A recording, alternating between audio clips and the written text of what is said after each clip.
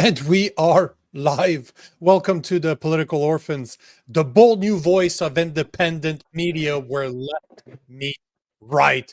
Powered by you, our commenters. My name is Nico Lagan, and I am a conservative. To my left, Rob Ambrose, a liberal. Our Mm-hmm. goal, we want to challenge the narrative, reject political bias, and tackle topics mainstream media won't touch. Your voice fuels hard conversations that will lead to civil discourse. Now, if it's your first time listening to this show, yes, we do record for 2 hours because we take a lot of comments from our listeners. So if you're looking for a specific topic, just look at the bottom of your screen. All the topics are segmented by portion. Here are the top news of the day. American non-binary person deportation paused because of her feelings. Ever heard of the parent and grandparents program? Turns out that thousands of immigrants are going to start being invited to apply to sponsor their parents and their grandparents to come to Canada as permanent resident. Carney has been lobbied by companies he has investment in since becoming prime minister. Trump has ordered Pam Bundy to release finally the Epstein files. We got some Alberta updates for you. Turns out that Hockey Canada is demanding coaches to take radical gender training, and the UK is set to lower their voting age to 16. At 12:30 today, we do have a special guest, Tanner Haas, that's going to join us. He is from the Application Freedom Chat. Get your comments ready because the show starts now. What's going on, man? What's up, my brother? It's getting good with that. Getting good with the intro. Guess it just takes practice. I fumbled a couple of times, but yeah, you recovered. It's one take, right? Yeah, that's it's easy shot. In editing. You can cut that shit out. It doesn't show. Can't do that here. Yeah, that's right. Do that here. Got the pressure. Only got one shot. Okay, Eminem. Only got one shot. One shot. Mom spaghetti. Yo, that's a class. I really used to like that guy. What a fucking woke twat he became. Is he woke? Oh, fuck, bro. Oh, it's really? So sad. He's always, the hilarious part is that and it's been a while, right? When Trump was running against Hillary Clinton, he was talking against Trump and saying his followers should vote for Hillary Clinton. Yet he's done a song about how Hillary Clinton and her husband was trying to blame his rap for the problematics of what rap brings to the suburbs. Yep. So turns out that when you're poor, you like to complain about the government. When you start making a lot of money, you tend to shut the fuck up and go after just, time changes. No, I don't know why. Change, bitch. You did. So. I don't know why Eminem bothered to get involved in politics at all. Like, if your options are being sort of like a right-wing conservative, which clearly like isn't cool in the entertainment industry, but like being woke isn't cool either if you're a fucking rapper. What are you gonna rap about? Fucking transgender athletes and fucking inclusivity. Shit. Fuck, what was I going to say? Oh, damn. Oh, well. Yeah, that's okay, because I just remembered two things worth mentioning. First, I reached out to Blacklock's reporter. Oh, yeah. Turns out we're gonna have one of them on the show on Tuesday. Hold on, is it Tuesday? Yeah, I believe it's Tuesday, but I will confirm the time. I'm still waiting for time confirmation. But it's gonna be different. He doesn't want to show his face, and he's only gonna call from a landline. So I have to figure out how the fuck I patch that in this. I don't know. I'll figure it out. I mean, I guess we'll have to figure out what we're going to discuss. Is there a specific story we're going to talk about, or just Blacklock in general? I just want to talk about Blacklocks. I like what they do. I want to know why they do it, because I haven't seen any other news sites that reports on the stuff that they report. Like they got balls. Yeah. Like they got balls. So I respect that. And I was respect there balls. what? Yeah, you do. You love the balls. Was there Yep. was there an update on the that Jeff guy that who was it that Not had yet. Not yet. Not yet. Pam, not I believe. Pam had mentioned his name yesterday. Wise guy, how's it going, brother? I don't have an update on. Hold on. He was the expert. He's a lawyer for. He's a lawyer that specializes in native rights, native treaties in Canada. Sure. What was his name again? Jeffrey. I want to say Richmond or something. I don't think so. No, it's Jeffrey. I have him as Jeffrey Dahmer. Yeah, no. Imagine if that was your name. Oh, that would suck. Also, I'm trying to book a guy by the name of Jeff Evely. I actually had him on my show before, but it turns out that he's ex-military. He was in the forces for 20 years, and he's got in trouble for standing guard at one of the statues in Ottawa to a point where the government is suing him, from what I gather, because I'm now part of the news press release that the Justice Center for Constitutional Freedom release every few days, and his story was part of them. It's like, Jeff, really? I know Jeff. I've spoken to him. You know this guy. You know this guy. Yeah, I've recorded with him before. We've been on multiple shows before. Yeah, I gotcha. And I get the email, and I'm like, it's a picture of him. When you say standing guard, I assume he's just literally standing there, like at attention, kind of thing. Hold on. And why would the military or national defense have an issue with this? I wonder. So here is a little snippet of what it says. The news release: punished for standing guard. Canadian veteran appeals conviction for seeking to guard National War Memorial. Master Warrant Officer Jeffrey Evely, retired, and his son and daughter. That's the photo.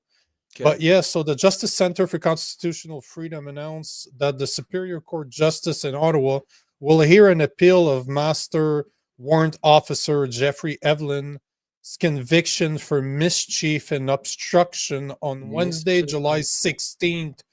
The veteran and devoted family man has spent much of his life serving his country, traveled to Ottawa in February 2022 to peacefully protest against the COVID lockdowns. Oh, motherfucker. He's a cool dude. I'm a fan. Like he's a bit socialist for my taste. We've had some debates, him and I, on my show, on Jason Leving's show. He was a PPC candidate. He's a cool dude. I like him. He served his country. He's not woke, but he's very aware. It's going to make for a very interesting conversation. I was emailing him earlier, and I believe I'm trying to make it happen on Monday so that he can tell us. And you'll see he's a very well-spoken individual. He records content all the time. So it makes for and he's extremely, extremely knowledgeable. And that guy don't give a fuck on top of it. So he's going to fit right in. You'll see. He's a cool dude. Yeah. I'm looking at his picture right now. It looks like a cool guy. Yeah, I'd love to have him on the show. That'd be great. Do you not remember I shared a video during the campaign where there was a PPC candidate that said that he would if elected, he would chop his salary to take the average Canadian salary? Do you remember that? Vaguely. It's ringing a bell. He had released a video at the beginning of the campaign saying that if elected, he would only take the Canadian average salary as his salary. He would take the extra 140-ish. That should be policy. Oh, brother. And he would take whatever left, like the 100 grand that's left, and he would reinvest it in his community. Wow. I like it. I love it. Oh, no, the dude is, and you'll see, very clever dude. Like, he is a very, very smart guy. So you'll see, he'll fit right in. So I wasn't happy. I'd love to have him on the show. Oh, bro, it's already in the works. He literally responded to me this morning. He's like, "Hey Nico, good to hear from you, bro. I'd be happy to chat about my trial anytime." Oh, Like that nice, guy. nice, nice. Oh no, So no, that guy. It's he just a already got matter of back to you, booking the eh? time. Nice, Oh nice, yeah, yeah. perfect. And then I presented some time. He's like, "Fuck," because I was going to say, "How about today?" Yeah, fuck yeah. Why not? He's like, "Fuck." He's like, "I'm traveling right now to Yeah, Nova yeah, yeah. Scotia, so I can't do it, but I'm trying to get him on for sure. I'll get him on. I'll get it on. I'll get him You'll on the show you'll next get week. it. I'll You'll get get it it on. on with him I next will week. Yeah. Okay. get Cool. it And on. Yeah, after that, maybe he'll come on the show. yeah. After Oh, you get it he'll on. come on the show. He'll Oh, come. Jesus. All right. We got to cut this. Yeah. Got to end this here. Pam says, well, look at these good looking guys. How lucky I am today. Right back at you, Pam. And just. You're a good looking guy, Pam. Yeah. Well, like, minus the guy part. But Pam actually is the one that had mentioned Jeff. So I don't know if you caught the beginning, Pam, but Nico actually reached out to Jeff's team, I believe. Jeffrey Raff. Raff, that's correct. Raff. Waiting to hear back from him, but good chance, I think. Yeah, somebody I know in Alberta in the APP movement sent me his email address, so I reached out to him. Yeah, so nice. There we are. It seems it just as per that the person I was talking to, it should be a no-brainer to have him on. So well, it's kind of cool there that the you show is building this sort of stable of guest lists that now acts as a network, right? Because now you reach out, you've got like a Jason Levine. You know, if there's anyone we need to talk to out west of Ontario, in Alberta, he's my first guy. He's a good chance. Yep, He's got him, right? Yeah, exactly. Yep. So I will reach out to him. I reached out to him. I'm just waiting for him to get back to me. But since we have a guest at 12:30, we should get started on the first topic of the day, which I'm not sure which one I should work. You know what? Let's screw this. I'll keep the order that I have here. Okay. So have you guys ever heard of the parents and grandparents program in Canada? I did not know it was an official program. I do know that once you're here as a citizen, there's often priority to get your extended family here, which we're gonna, I've got some things to say about that. But let's we'll let you cue it up first, and then we'll get into it. So just so you know, Sylvie is the one that sent us that. She tagged us. I knew it was going to be Sylvie. Yeah. She tagged us on this yesterday, which two of the topics that I have today are from her. Yeah, and Sylvie's, basically, she's a workhorse. She's on the ball. Yep. So she is. Oh, by the way, talking about Sylvie, she's the one that sent me the rally protest that's happening at the Notre Dame Basilica over the weekend. Yes, that's right. I'm gonna go. I found someone to hold the camera for me. So you are gonna go there. Nice. I'm gonna go talk to people. I'm gonna do some street interviews. It's been a while since I've done it. That's really fucking cool. love doing street interviews. So we're gonna go there on Sunday, and we'll let. If only like Montreal about 8 hours away. If you were only 4 hours, I'd drive up for the weekend. Yeah, so if I had a pussy, you'd probably come. Right? Yeah, I mean, I'd go 8 hours for that, but I mean, all you got is a set of balls, man. I'd only drive 4 hours for that. Yeah, that's it. That's it. 2 hours per ball. 2 hours. 2 hours per balls. If your first time joining us, if this is your first show, don't judge us by the last 15 seconds. Although, we do tend to talk about balls a lot, though. Sorry. If the sorry, not sorry. If the shoe fits. So, going back to the topic at hand, the headline is simple: thousands of immigrants to start receiving invitations to apply to sponsor their parents and grandparents to come to Canada as permanent residents. So I was looking at this and I'm like, yeah, okay, that's just a headline. Who knows if it's true or not? Very easy to make up. Turns out that is actually correct. I found the actual program itself on, let me show you right here. So here we are on Canada.ca, immigration, refugee, citizenship. And the name of the program is Parents and Grandparents Program Intake. Opens in late July. Immigration, Refugee, and Citizenship Canada, IRCC, will accept up to 10,000 complete applications for sponsorship under the Parents and Grandparents Program this year, starting on July 28th, 2025. And over the course of approximately 2 weeks, our IRCC will send invitations to apply to interested potential sponsors. So this is true. 10,000. Man, this is, It's just you know, stupid. It's stupid policy. but hold on. So I did some research because I wanted to see, what do they get? Like, what the fuck do those people get by showing up here?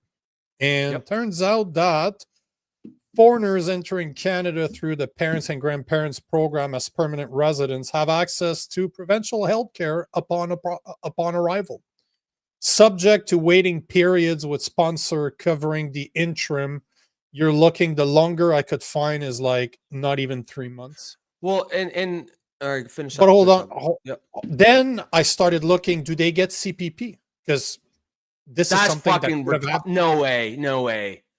So they are generally ineligible for CPP unless they have worked in Canada or a country with social security agreement, as CPP requires contribution average about $900 a month. OAS, that is the pension plan. OAS, was it the pension plan? The Ontario OAS. Ontario old age pension. Right? No, it's Canadian. It's old age security. Okay, so I got you. OAS, old age security, is available after 10 years of residency. So basically, they get health care when they get here. Within 10 years, they can apply for OAS. And and that's pretty. Other payments, example, social services are restricted, as sponsored must repay any benefits received for 20 years. Okay, so this is bad policy. This is bad immigration policy. It's not. Look, anyone who knows anything about healthcare and healthcare, the financials of healthcare, knows that old people are overwhelmingly the vast majority of the resources dedicated to healthcare. So we are bringing in old people who can't work, of course, or at the very end of it, who are not going to pay taxes, and we are giving them fucking healthcare. This is insane when it comes to a healthcare system that's already overloaded, because elderly people, and this isn't their fault, it's just factual, elderly people suck up the vast majority of healthcare resources. So we're already under strain. So we're bringing literally the worst person that we can, like, immigration. When you come in, I'm okay. I think that you should be allowed to bring people below you, as in your kids and your wife, right? There's no reason to bring anyone above you, your parents and your grandparents. No reason whatsoever. If you need to live with your parents or your grandparents, then don't leave your country. I'm sorry. It's like life is all about trade-offs, and it isn't always fair, and it's not always. Sometimes these are hard choices, and I am fully empathetic of the difficulty of that choice. Do I leave to Canada to make a better life, or do I stay here and take care of my parents? But that's not our problem. It just isn't. We have our own choices over here. We have our own issues. We have our own problems. There's no, we keep saying when we talk about immigration here, it has to be a net benefit. And for both parties, right? I'm not talking about exploiting immigrants. I'm saying it has to be a net benefit. There's absolutely no net benefit to bringing one person, and with him comes 3 or 4 people who are too old to work. Because you're not working, you're not paying taxes, you are sucking up resources, you are sucking up healthcare resources, you are going to, as you said, within 10 years, old age pension that you never paid into. And I'm sorry, but this is how it works. Anyone who grew up in Canada, by the time they draw in their old age pension, they've probably paid a lot more than they're going to get back, but they've paid for it. They paid for it. To just give our very limited resources to the entire world is suicidal empathy. I love that term, but it's again just another example of bad healthcare policy or bad immigration policy. Every decision in immigration has to be: is this a net benefit for Canada? What does it? Okay, what are we going to give up? What are we going to get? And in this scenario, we're bringing fucking grandparents. We're not getting anything. We're giving up a lot. And it's just, it's bad policy. So there was a study by the Angus Reid Institute conducted last year where they asked Canadians a few questions, one of them being, are immigration level too high? And they found that 44% of Canadians they spoke to thought that immigration was too high. So you're talking almost 50% of Canadians. And remember, this is Canada. This is Canada, where immigration is baked into our DNA. That's a high number. That's a high number. But listen to this, because what I found interesting about that research is that, or that study, that polling, is the three main problems that they're seeing. I don't think that people realize that they're all intertwined. So 44% of Canadians felt that immigration levels were too high. Housing prices 32% thought that housing affordability was a problem.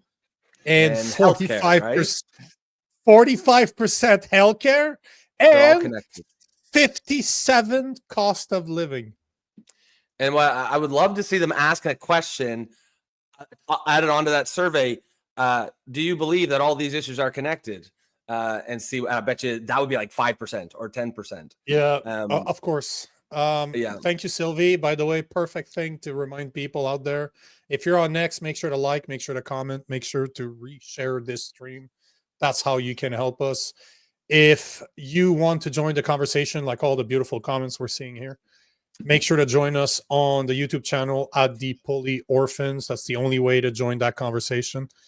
Make sure that once you're there, make sure to subscribe so that you can listen to our beautiful voices every day. And if you believe that what Rob and I do is important, please support us. $2.99 a month, not even the price of a shitty Indian coffee at Tim Hortons.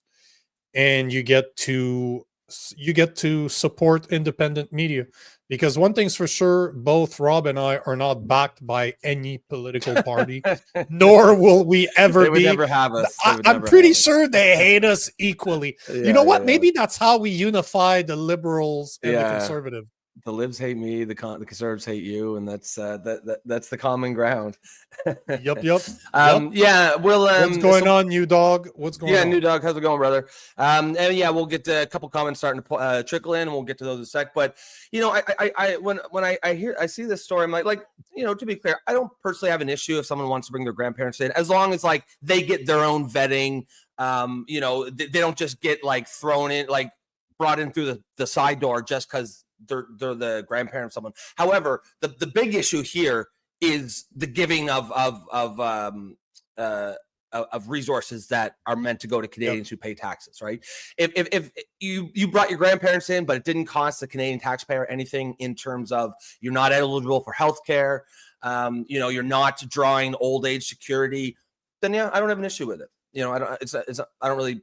What it is, what it is. Like they still have to go through the regular process, immigration, get vetted in whatever way that works. But I don't like. I'm not trying to be the fucking Grinch here and saying no, you can't bring your grandparents. The issue is, you know, our healthcare system is already clogged up, and bringing in old people who cannot work, won't pay taxes, and also are by far the most responsible for sucking up the resources. And that's not a knock on them. That's not saying they're bad people because of it. It's saying they're old. That's just how old age works. It's going to be us someday, right?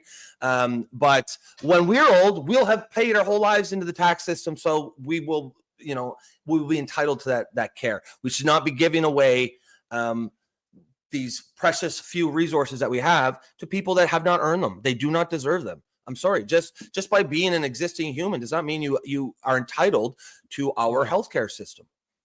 You know, I got one thing. There's one thing I just wanted to show, just because I'm an asshole and I think it's funny. Sure. But as I was researching this morning, I found this. So here's a company that helps immigrants, and I thought it was hilarious. Like that? Yeah, that's exactly. And then I figured I would show up what is the actual and just the fact that literally the three biggest places where immigrants come from to Canada by countries: India, the Philippines, and China. So no, they don't look like that. But I just thought it was funny when I saw that. I'm like, Hold on. Well, I mean, I'm not gonna get too, I'm not gonna get angry when I see something, but it is funny. There's definitely a trend now where anytime you see government, messaging and whatnot, the picture they show is always the opposite of what's actually going on. Like I'm seeing a lot of these things in Europe where the governments are coming out with anti-rape campaigns, and it's like a white woman sexually harassing a black man or an immigrant man or something. And it's like, oh, that ain't what's going on, no, brother. that ain't what it's always the exact opposite, and it just happens again and again and again. It's just kind of funny to point out. Yes. So you want to take a few comments? We'll take it. Yeah, we'll grab a couple there. Angry Canadian, because that's all. That's all I had to say about this. It's just I saw that and I'm like, oh, motherfucker. Yeah, I mean, sometimes you just by reading the headline, you know already where everyone's take is. You know what we're gonna say, right? There's not a whole lot really to get into. It's but the thing to remember, I did the calculation. It costs the average Canadian. So our healthcare costs the average Canadian $9,200. So that's what it costs every year, give or take. Yep. And you're adding 10,000 people that have never contributed. That's $92 million a year. Now, for people that have contributed zero. While I take these comments, you should see if you can find out how much people draw out of the healthcare. I mean, by age, because I guarantee you, if it's 70 plus or something, it's an extreme. I bet you people 16 over are probably responsible for 60 or 70% of the total healthcare resources, and that's fine. That's just how. That's the mechanics of aging, right? But that's a good reason for why you shouldn't be bringing in large numbers of elderly people who have not, who are going to be an extreme drag on our healthcare resources, but have not paid any taxes in throughout the course of their life. Oh, there you go. That was easy. In 2022, seniors accounted for 46.9% of healthcare expenditure. And seniors in that, we're talking 65 and plus. So literally, give or take, let's call it 50% of healthcare expenditure is spent on 65 and older. And that's what, probably 20% of the population or something? It's see, that's a very, very good point, because when you're just looking at 46% of healthcare, you're like, what does that mean? But you're absolutely right. Yeah. So take some comments, but they're not 46% of the population, you know that for sure. Angry Canadian says longer hospital wait times coming soon. Good grief, right? As if they're not already long enough. I've personally been lucky. I haven't had to use the healthcare system in a while, but I mean, I know people who do, who have, like most Canadians. And everyone I talk to says it's a mess right now. And, God, knock on wood, I'm sure the day will come when I do need to use that. And, it would be nice if you could get in to see a specialist within 12 months, but if we keep taxing our healthcare system without investing in it, and we are not really investing in it, we're just taxing it, then that's going to be the future for all of us.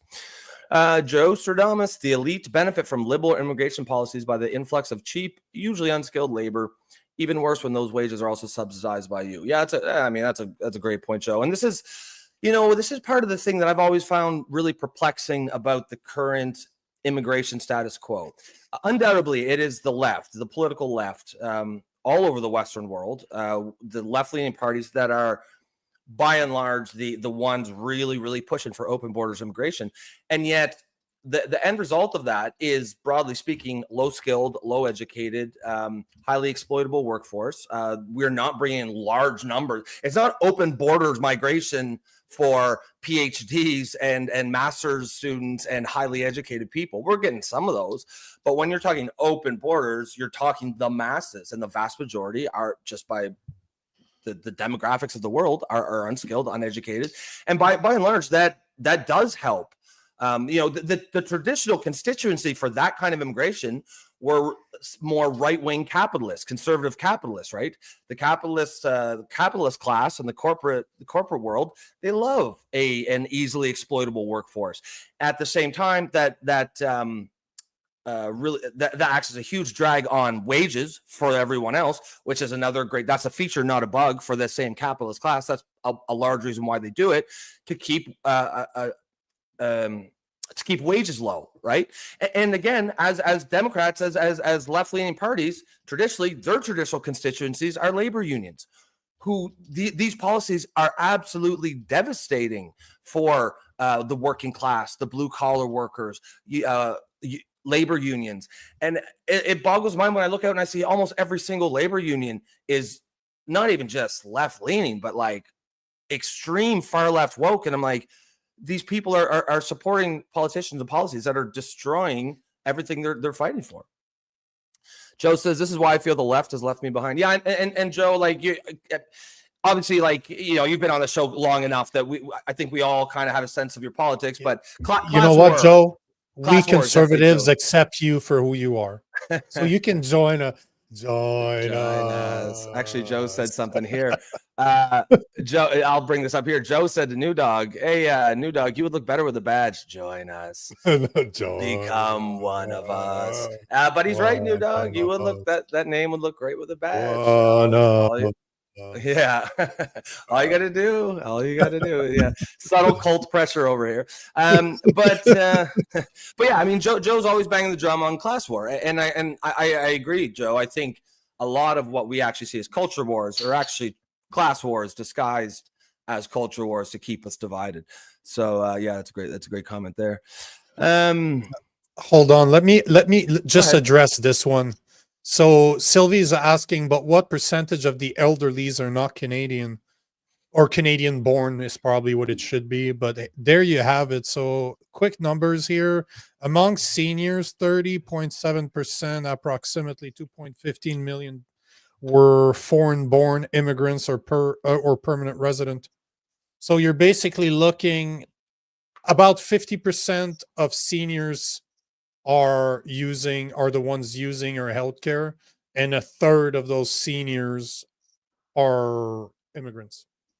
So, I mean, look, immigration policy cannot be looked at through the lens of charity, or it's not about morality or anything. It's a fundamentally economic policy. Immigration is about economics and finances, period. It has to be. If your country has all the people in the world that needs to staff your industries and whatnot, your birth rate is robust, you don't really need any immigration, right? It's not a necessity. Immigration should first and foremost be looked at through the lens of finance and economics. It's not a moral issue. It isn't. No, I mean, that's my opinion. Some people will disagree, but go ahead. But listen to this. Total immigrants / permanent residents in Canada, 8.3 million out of 40, looking at about a fifth. And 25% of that fifth, so 25% of the immigrants that we have in Canada are elderly. How many? 25%. Of the total, not born. There are 8.3 million immigrants / permanent residents in Canada. Out of those 8.3, which is the equivalent of 2.7 to 2.15 millions, are elderly. Like, why the fuck do we have that many elderly immigrants here? Oh yeah, like this is messed up. Like, I wish I knew somebody. I've been looking for an immigration lawyer that is on the other side of the fence, not trying to bring immigrants in, but talking against what's going on, like the 10 years of liberal policies. Actually, those immigration policies started under Harper. Let's be honest here. It's just that Trudeau took advantage of what was there and turned it into what it is. But this was started, those open border kind of started under Harper. But all to say that I would love, if you guys know, if anybody listening here, you don't need to comment if you don't want to, but you can send me an email at info@nicolagan.com. Just tell me if you guys have somebody to recommend, because I've been looking for a lawyer to speak on this, like somebody that could come here, like a la John Carpe, that knows his shit, that is a lawyer, that's going to be politically correct, but still be bang on, not just you and I talking about this. Give me a recommendation. Some numbers and some facts. Yeah, just somebody that we can have on the show, another friend of the show, to to just inform us on what's really going on behind closed doors, and if what we're seeing is actually true, or is it just gaslighting? Well, yeah, I mean, just from a purely like immigration policy standpoint, there's no need for bringing in any large number of elderly people. No. You know, if your only reason is so that the immigrants we already have aren't lonely and they get to be around grandma, that's not. I'm sorry, that's not a good enough reason. I understand why they would want to bring grandma here, but that's not a good enough reason for us to you know, it's not. It's just about resources. We only have so much. Healthcare resources are precious, and elderly people suck up a vast amount of them. And with those two things, that's it. I mean, it's really that simple. If you can't live without grandma, then just stay home. I'm sorry, but that's life, right? That sometimes you got to make the hard choices, but that's not our problem. Agreed, brother. New Dog says, yeah, bringing in people who can't contribute and only drain resources is not sustainable. There needs to be an entry fee of some sort to help offset those costs to the Canadian people. Yeah, I mean, something like that would be fine. I'd be okay with that, right? Like, I mean, frankly, anyone coming into the country should have to prove some sort of like, you know, you've got $100,000 or $500,000. You don't have to necessarily pay it to the government, but just prove that basically that we don't need to support you. You know what I mean? Because why would we bring people in that we need to immediately support? It has nothing to do with being a good person or being kind. It's just idiotic. And anyone who says, "Oh, you should do that," well, okay. That's what they do in the U.S., man. That's what they do in the U.S. Every time I go there, that's one of the questions that the immigration officers will have: is can you support? They want you to. Of course, we're not. They're not a welfare fucking country. Why would they support? This is the part, right? The bleeding hearts, the liberal bleeding hearts out there saying that it's our responsibility as the West to help absolutely everything. No, that's why Canada's turning into a fucking welfare state. Like, let's be honest. And those idiots will be like, "Oh, you're racist. You think only white people should get healthcare?" No, motherfucker. Taxpayers should get healthcare. That's it. You be brown as fuck. If you're paying taxes, yeah, you're entitled to healthcare. You can be the whitest motherfucker in the world, and if you're not paying taxes, no, you don't get healthcare. That's how it works. Like, it's not. So our guest Tanner Haas just joined, and I can see his face at the bottom, but he can't talk. I just wanted to see how he would react to your comments. Like, yeah, motherfucker, and he's laughing. So I think we're gonna get along. Let's bring him on since he's there. Even though he's late, we're still gonna bring him on. Oh, so yeah, we had the guest the other day. It was like 2 hours late. So it works out. What's going on, Tanner? Hey man, what's happening? Hey, thanks for having me on. I am 5 minutes late. Apologies. Oh, I know. No, 5 minutes.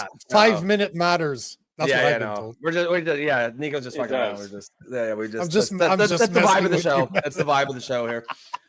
Fridays are always a little bit extra silly too. So we like. No, not really. Fun. We're like that all the time. So it's just so your people reached out to my people, which is me. So I actually downloaded your app. You know what? Before I'll let you speak about what you guys do. I've explained yesterday that we were having you on. So if you want to explain to the people that are out there, who are you, what do you do, and why the fuck do you do it? I don't even have to ask. Is profanity allowed on this? Yeah. Some of them I have to go. Fuck yeah. Yeah, you're good. Use anything you want. We're trying to bring retard back, just so you know. So there you go. Let's see what we can do then. Yeah. What's on your 2025 goal list? Well, I'm trying to bring the word retard back. Yeah. Yeah. Have you never seen what is it? Clerks 2? Porch Monkey. We're taking it back. He has a t-shirt. That one might be. I don't think I've ever seen that, unfortunately. Oh, but that's what we should do. Retard. We're bringing it back. I'm gonna have some t-shirts. Yeah. I mean, to be fair though, it's a good word, and didn't really come and nothing really replaced it that really hit the sweet spot. So I agree. I think it's good to see it come back, just because also it kind of represents, I think, a rollback of some of the woke nonsense that's kind of taken over. So I think it's useful as an indicator, if nothing else. I mean, it's just a word. Don't get so offended. Exactly right. Exactly. Just get back to a place where people don't really fall all over themselves, worrying, just looking for things to be offended about. Agreed. We'll get along just fine. Yes. So I am a 4-time founder, 3-time author. I'm the CEO of Freedom Chat. I started my first company when I was 18. Sold my first company when I was 21. Freedom Chat is definitely the most exciting, most impactful, most difficult. But what we've created is what we believe to be the most private messaging app on the planet, built by people that actually value privacy and freedom of speech. And yeah, we reached out to you guys. We're looking to partner. I mean, everybody in this space, anybody that is not offended by everything, basically, should be using Freedom Chat. If you say something, you need to make sure that it remains private. You should be able to speak your mind and not have to worry about 6 years later when you're in a lawsuit, a message that you sent somehow got leaked. Like that, it's just complete BS to me. And that's really what prompted me to start this company. Is I had a marketing company. We managed websites, and I would look through some of these users' comments, and it was a very conservative website. And I'm like, what are they actually concerned about? And you dive into it: Signal, WhatsApp, Telegram, iMessage. It's all of it's bullshit. When they say it's actually private, I mean, they take everything that you say, who you talk to, when you talk to them, your political affiliation, of course, your financial information, stored on a server indefinitely. And some people think, oh, nothing's happened to me yet. Wait till you run for something. Wait till you have a position of power. There's going to be something that you said 6 years ago that comes to the surface. There's, you know, and what we do is that we allow individuals to communicate in complete privacy. So if I send you a message, and other apps claim this, we have true end-to-end encryption, and it's not what WhatsApp does, where they say they have end-to-end encryption. But if you actually report a user because you were offended or whatever, they can see the last 5 messages. So it's not end-to-end encryption. It's end-to-end encryption when they want it to be. Signal, you look at the amount of conservatives, independents that have had their conversations leaked on there. I distrust Signal with my whole heart and soul for a number of reasons, and we can break that down. Telegram is not private in any way, shape, or form. So Freedom Chat, we don't support linked devices. You can only decrypt messages on the device you signed up from. We don't have commercial use of user data. And we do have true end-to-end encryption. We prevent screenshots, screen recordings. You can edit, unsend, self-destruct. I mean, it's built for privacy by people that you can actually trust. I mean, Signal, WhatsApp, they're all the same oligarch, same type of people from Google, from Facebook. It's like, you're really going to trust them? So that is the 120-second Freedom Chat. The pitch. So what? When did you guys launch? So we've been in stages. We launched our MVP, which, okay, could there be something here, proof of concept, and then the beta, and we just recently launched our alpha. And I hate how cheesy that sounds, but that is like the full-fledged version. We're ready to take on the world. We've reached near feature parity, meaning sending images, videos, GIFs, edit, unsend, self-destruct, anything. That's what I mean, like feature parity. But we're the most private messaging app on the planet for a number of reasons. So, yeah. So when now, you know, I think one thing that's really important for us here on the show is free speech and not being censored. Where do you guys stand on that? Well, you can kind of tell based on the word you said. I think I am more of a free speech absolutist. I think you should honestly be able to say anything, because wherever you are in the course of history, there's going to be somebody that had an opposing view. So if we automatically just shut it down, like the victors write the history books, right? So somebody should be able to say whatever, and if it offends you, it offends you. Toughen up. And I mean anything. Like, if somebody calls you fat, they call you stupid, a pussy, whatever. Okay, just toughen up. It doesn't mean anything. Like, so I honestly think you should be able to say whatever. And maybe in very few instances, if it's like a very specific assassination attempt type deal or something, like, okay, that's different. But I think it's fair play. Broadly speaking, yeah. I mean, fair play. Everybody's got different opinions. You don't like it, get off your phone or propose a counter argument on why they're wrong. Don't just say, "Oh my gosh, that is offensive. They need to be blocked," or propose a different argument. Yeah. I mean, 100%. I feel like so many. I mean, in this day and age, just the words "I'm offended" is expected to end the conversation right there, right? And it has. It's been very effective at shutting down a lot of discourse, a lot of conversation. But guys, if you are watching this, we were talking with Tanner Hayes from it's Freedom Chat, and if you're wondering what this has to do with the show, we're actually going to be partnering with Freedom Chat a little bit. We'll probably have some more coming down the pipe about that later. But yeah, we just wanted to bring him in for a brief chat, kind of get to know you, see what the service is all about. So you can you can download this now, I assume, at the Apple Store. Yep, iOS and Android. And I just read one of the comments. Whoever that is hilarious. You said, I'm offended that Tanner isn't offended. Tanner's not offended. Yeah, angry Canadian. When people say, oh, sorry, yeah. Nico got offended and left. Yeah, yeah. Now his computer's been his computer's been messing up lately. But I love you guys' audience.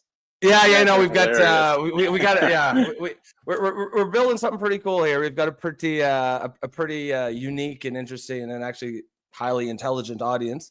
But yeah, well, I'm sure Nico will pop in here back in a second. But so how, like, just briefly, like, how's it going so far? Like, what do you guys see in terms of user engagement growth? What is that kind of where you guys are hoping to be? And also, I guess with relation to the show, maybe you could let the audience know, like, when we say, like, going to partner with the show, like, what does that mean exactly? It means, like, well, the show will be sort of highlighted, promoted kind of thing over there? Yeah, so what we've done is we didn't just create the most private messaging app on the planet, and any of your users can go download an iOS and Android, go test it out, send 10 messages. You won't want to use any other platform. We didn't just create chats. We also created Freedom Chat channels, which is your own private form of social media. So there's a ability to create channels on there, and it's not like Telegram channels, it's not like WhatsApp channels. Nope, we have no ads, no user tracking, no external analytics, anything. Nobody can see the channels you're subscribed to or the posts that you react to. So it's your own private, perfectly curated news feed. And I mean, you guys created a channel, Political Orphan. Your audience can go subscribe to you guys, and it's a new way to communicate with your audience in a highly engaging, private way. And research shows that's what users are looking for today. Yeah. No, go ahead, Nico. Well, one of the things that I always run into is, yes, I love the idea. I love what you're saying, but how are you planning to generate money if you are not going to accept to sell user data? Because that's always what it is, right? Social media is is a hard place to make money. And we all know that if an app is free, you're the product. Agreed. We're not free for that reason. So we're able to keep costs super low because we don't store messages on our servers. But starting next week or the week after, we wanted to give users time to really use the app. So just as a startup, we're burning money, but it's going to be a yearly $52.99 a month, or a year, $5.99 a month, or a free version. There's always going to be a free version. We'll never have commercial use of your data. Everything's always end-to-end encrypted. You just will lose access to certain features like screenshot protection, self-destruct. So that's one, is a pay for privacy type business model. And then we actually have a Freedom Chat for Business, which is doing very well. And we allow companies, whether they're in healthcare, insurance, legal, dating apps, to integrate Freedom Chat into their app, strip of our branding, use their own branding. It's called a white label. And we've already signed 500,000 worth of deals there. And then something else that we're working on, which will probably be early next year, is actually licensing out our encryption to a broad variety of companies. So I really see this as a cybersecurity type play, not just, oh, this is a messaging app. No, we're a full-fledged cybersecurity company that are giving companies the ability to speak freely, message privately in any way, shape, or form. When you say the screenshot protection, does that mean you literally cannot take a screenshot? So that you can't take a screenshot. Interesting. Really interesting. So if you go through and you try to take a screenshot of somebody, if you're on iOS, the screen will just turn white. You'll get nothing. On Android, it just won't take it. If you try to take a screen recording, you'll get a blank white screen. You cannot screen record. Same thing with channels. So you guys say something in your channel, nobody can screenshot it. You can edit, unsend, self-destruct at any moment in time. You can unsend all of your posts at the click of a button. So we really ensure that what's said in Freedom Chat stays within Freedom Chat. Excellent. I love that. I think that'll be, as Sylvie says here, guys, can you post a link in the comments to Tanner's app? So we will get, guys, we're going to get up, we're going to get in that. But Well, if you just, unfortunately, I Chat, cannot, Sylvie, I can't link it, but it's called Freedom Chat. Just go on iOS. freedomchat.com. Yeah, I downloaded it last night. You can, it's right there in the Android. iOS, Android. No, stop acting like you use an Android. We all know you have an Apple. No, I use Android. No, fuck, I hate Apple, man. I hate both. I despise both. Yeah. Equally, right? Equally. No, but that's the trick. I hate everybody equally too. So doesn't matter. Really, it's terrible. But no doubt. We definitely. I'm happy you came on the show. I'm gonna reach out. I think you and I should talk off of this to say I want to understand more where you guys are going, what the plan is, because it's definitely something. If there's something that we know, because I'm a conservative, Rob's a liberal, and one thing that we agree on is freedom of speech. Like, if you don't start by freedom of speech, we got nothing. Like, I can't agree. It's very hard for me to build any type of conversation with someone if you don't believe in freedom of speech first and foremost. Agreed. So, I mean, that's how empires break down. If somebody wasn't able to say something, not able to speak out on any aisle of the political spectrum, you should be able to say a counter argument. And I saw some of the comments, well, it's hard for me to support free speech if somebody's lying. Then prove they're lying. Just say they're lying, disregard. Exactly. I mean, and they could believe that to be true. So then prove that they're wrong. I just think all free speech should be really allowed. It's just, if not, then you cut it down and all of a sudden you can't say anything. Well, society will police itself too, right? Like that's what, if someone is obnoxious and says things that people don't like, they're going to find themselves without many people to talk to. So no job, no interviews, nothing. Yeah. But it's more than that, though. I want to see the next Hitler rise, because that's an example I explain to people all the time, because they don't understand that if a power like Hitler rises behind closed doors, by the time he gets exposed, it's going to be too late. There's already going to be a mass of followers, because people follow behind closed doors. They follow outside of mainstream. And by the time it gets mainstream, it's too late. It's like that guy came out of nowhere. Yet I want people to be so comfortable talking that they will not question anything. They will just whatever. I want verbal diarrhea available for everybody, so that I know exactly who I'm dealing with. Yeah. Verbal diarrhea, please. So that's the thing. That's why I'm an absolutist. I don't believe in freedom of speech is one of those things. There's no gray area, in my opinion, when it comes to freedom of speech. You either have it or you do not. Plain and simple.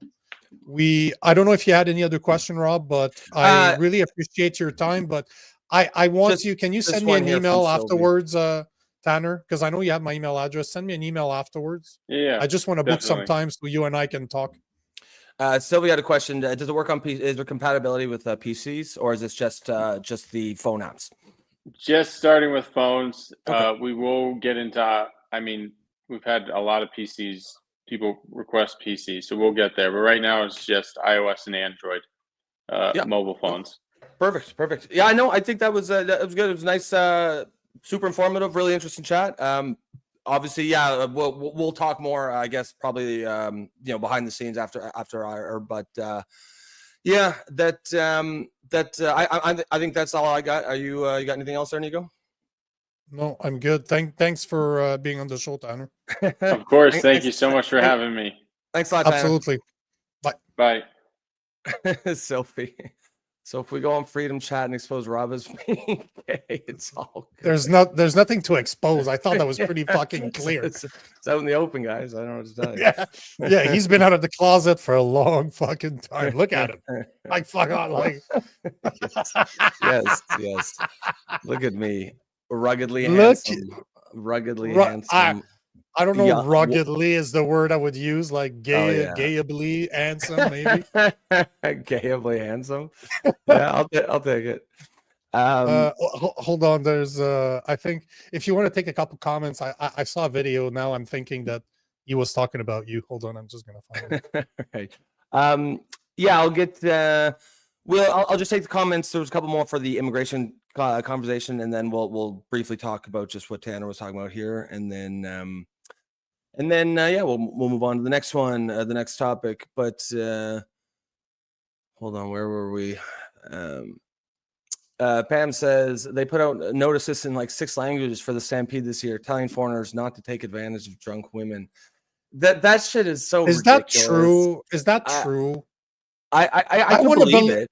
I could believe it. I know, but I don't want to believe it. I don't. It's just these idiots think that like that, like it's kind of the soft racism of the left, where it's always like, oh no, the reason these foreigners are raping so many people, they just don't know better. They don't, you know, they're so primitive and they don't know what it's. No, they know, man. They know that you're not supposed to do that. It's pretty universal. You don't go around raping people. That's like, you know, it's certainly part of the culture in some places, but this idea that, oh, if we just told them not to do it, they won't do it, is the most ridiculous, bleeding heart, naive bullshit I've ever heard in my life. But it's exactly, they do shit like that. I saw a video from Europe they put out a couple months ago, and it was like a little song they did about not to rape people, and it was like a song and dance, and it was the most retarded thing I've ever seen. But yeah, I don't know. Is that actually true? Did you check? Did they actually do that? I can believe it. I could see it. I didn't check. I was looking for the Obama video talking about you that I saw yesterday. Okay. All right. Well, if you find it, we'll play. Oh no, it's right there. I got it. There it is. Okay. Right this one's for you. This is from Sylvie and I. Okay. And that's one of the things that I think a lot of times boys need is not just exposure to one guy. Mm-hmm. One dad. No matter how good the dad is. He can't be everything. He can't be everything.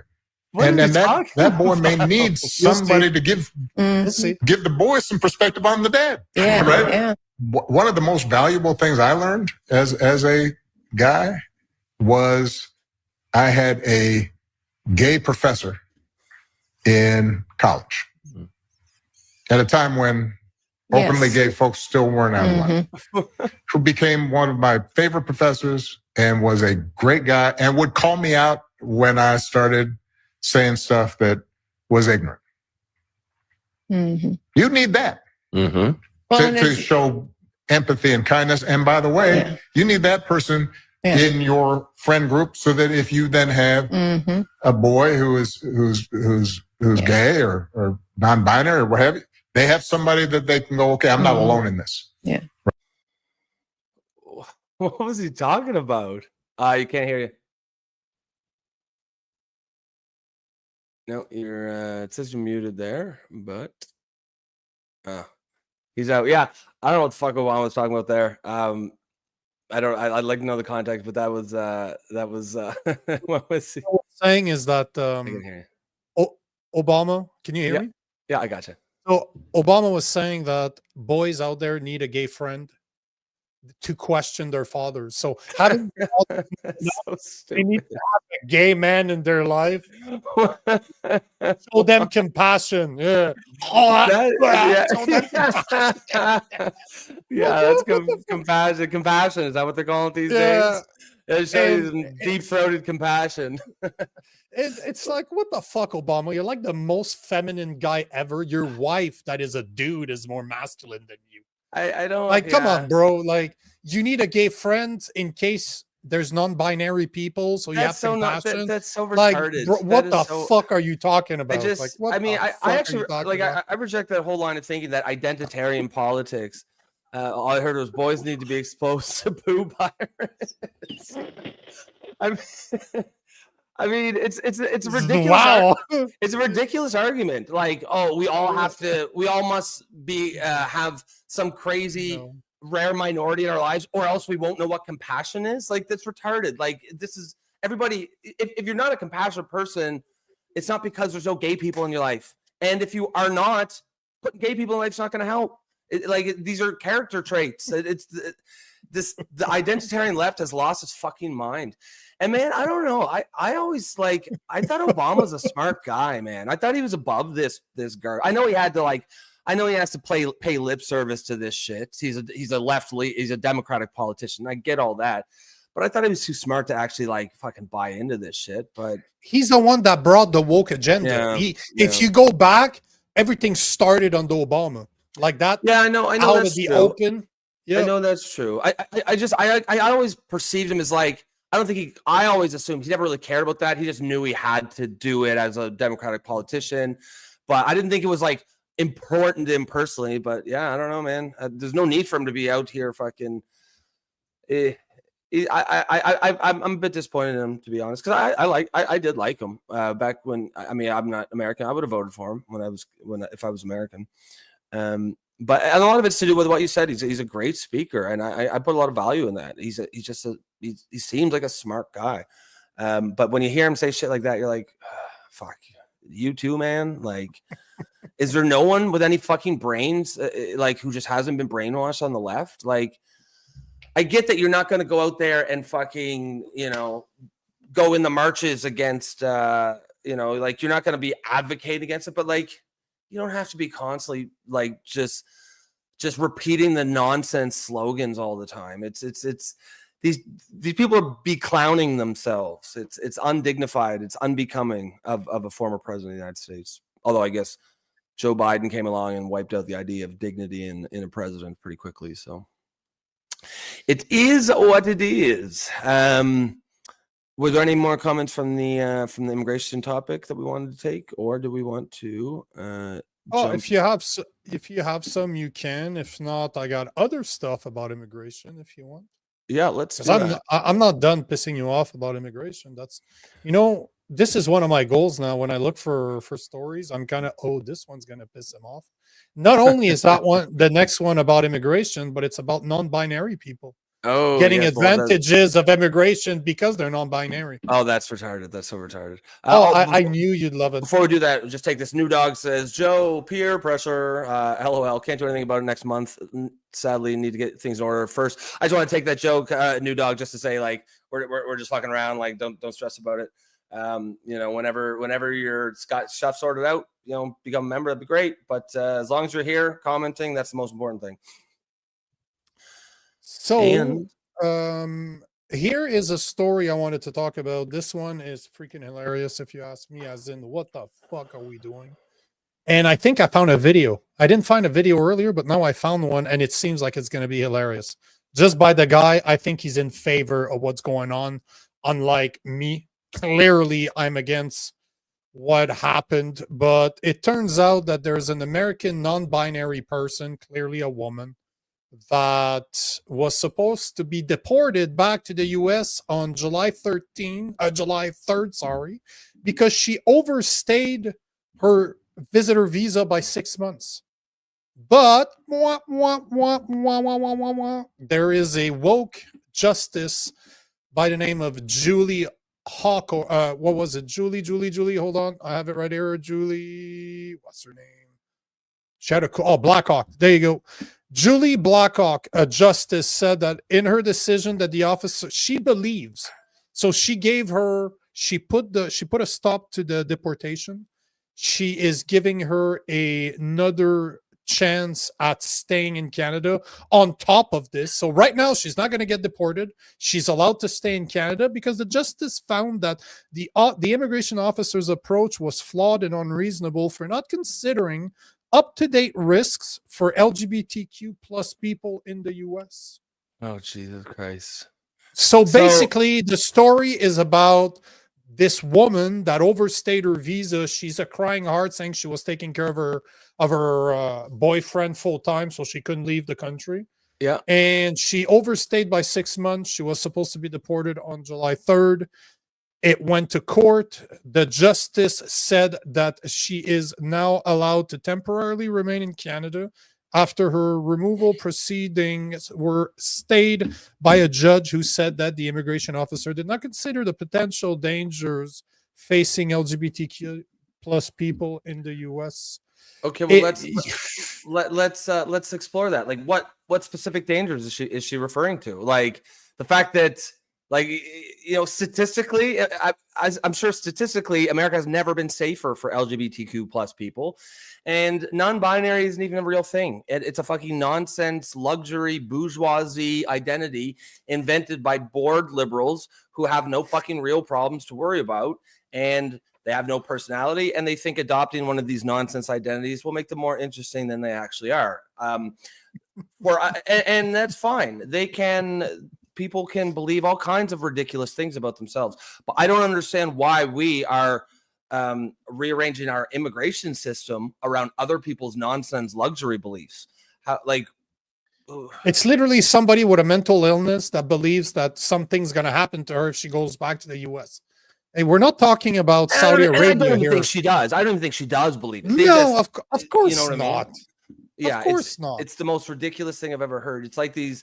Like when trans people say there's a trans genocide, fucking what are you talking about, man? You are the most pampered and protected group in society today. Fucking genocide.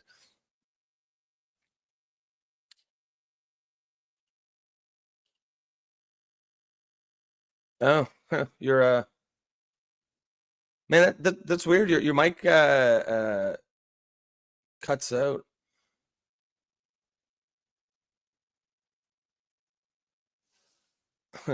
If you could read lips, you could see what Nico was saying there. What the fuck? No, I think his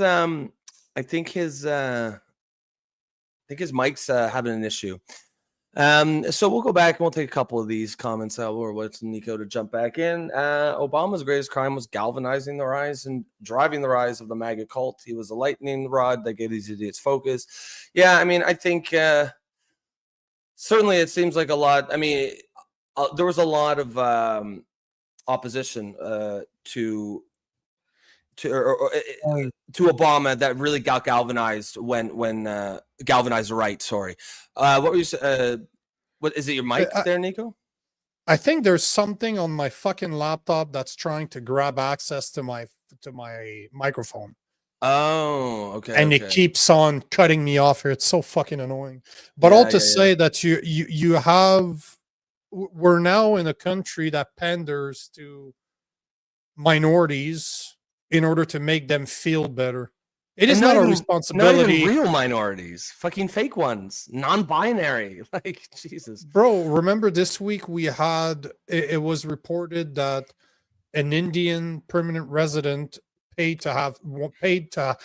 to have sex with a 15-year-old, and he's not getting deported.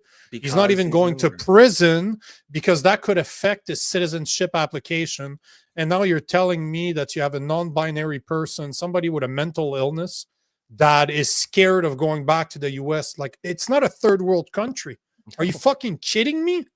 Like, why the fuck are we pandering to mentally ill individuals? Yeah. Like, why? And the thing I was going to show, I wanted to show two things. I wanted to show what that person looks like, and then I want you to see. I can imagine, but I want to see it. But then I want to show you the justice, the judge itself, and you're like, "Yup, that makes sense. That makes 100% fucking sense." Short woman with short cut hair, probably 60 plus, white liberal woman. No, she's a native. Oh. So this is the person that is scared to go back. Of course. Yeah. And here is our justice. What's hilarious is like, it's not like you would, if you were so scared. Okay, let's just say hypothetically there was some purge against non-binary people and it was dangerous. No one would even know unless she told them. You know what I mean? Like, you can't say, "Oh, I'm scared." Well, just don't tell anyone that you're non-binary, and you don't have to worry about it. I mean, that's even giving it too much credit because it's, of course, a nonsense argument. There is no danger to being non-binary. These are by far the most protected class of people in society today, and it's all nonsense. But it's shocking that this judge, like, judges are supposed to deal in facts, and to just repeat a slogan like that, because they say that shit all the time. The left, oh, it's so dangerous now. No, it isn't at all. It's actually the safest it's ever been for LGBTQ plus people, and even for like LGBT people, gay people who are a real thing. It isn't the 70s or 80s anymore when like homophobia was rampant.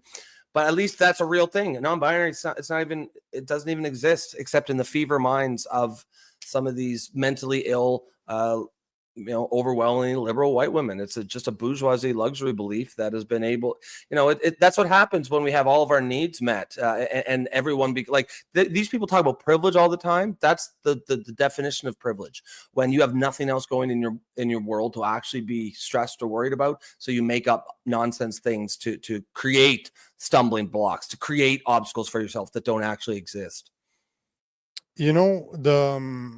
Julie Blackhawk said, "I'm extremely proud to be the first Indigenous woman appointed to the federal court."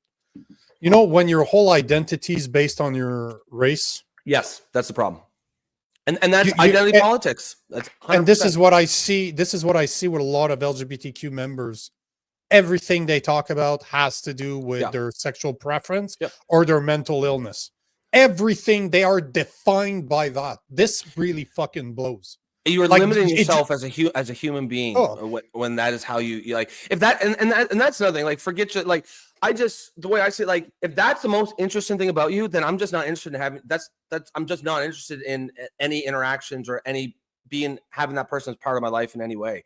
I don't give a shit who you are, what you are, who you like to have sex with, whether you like to wear fucking panties in private. I don't give the slightest shit about any of that. But what I really hate is boring people who have no personality. And who are perpetually victims, perpetually aggrieved. That I just have no time for that. If that's your core identity, if that's the most important and interesting thing about you, then I know everything I need to know about you, and I know that I'm just not interested in any sort of interactions with a person like that. And absolutely not should our immigration system be catering to these mentally ill delusions. I couldn't agree with you more, man.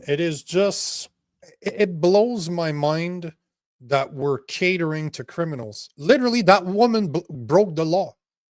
Yeah. She was supposed to leave after 6 months. She overstayed for an extra 6. Doesn't matter the reason you're here. Technically, Sylvie's right. It doesn't matter where you're from either. It is not our responsibility to cater to you. And you know that the next thing's going to happen, that woman is going to become a permanent resident. Oh, probably. She'll use this as asylum seeker. Yeah, asylum seeker. Yeah, you know it. You know it's coming. But this is exactly what you can do. You can seek asylum while being in Canada. So there you have it. So don't be surprised if she does become one of those. Yeah, I would not at all be surprised if I saw that. A couple good comments coming in, guys. We'll take these. Angry Canadian says, victimhood used to be something to be ashamed of. Today it's celebrated. Hilarious. And yeah, it's funny how that is. And it's almost overwhelmingly on the left, but you'll see, you see it in social media, people's handles, they'll have their name. You know how most people put father, son, brother, athlete, whatever. They'll list their they'll list their pronouns and their fucking mental health comorbidities. Or their neurodivergence. Everyone's autistic, and they clearly celebrate it. Everyone's neurodivergent because these special snowflakes, they have to be unique. And what's ironic is none of them are unique. They're all exactly the fucking identical. And it's and I see it. I've obviously recently single, so I've been dabbling back in the dating apps, and you see it on the dating apps. People put their name, what they do, and what the fuck is wrong with them? You know what I mean? I'm neurodivergent, fucking autist. What else is common? ADHD is super common. They say that all the time. Those things, fine. Okay, it's nothing wrong with having that, but there's no reason to celebrate it either. It's not a good thing. It's not something you need to highlight. It doesn't make you interesting. It's just, it's frankly, it's a red flag. You know what, bro? That's what dating liberals are, man. Yeah. Oh, yeah. It was like that. It was like 5 years ago when I was still dating. Women were already liberal women were already. But I know how to play the game, though, brother. Sure, you know how to get your car keyed. Yeah, liberal woman put out.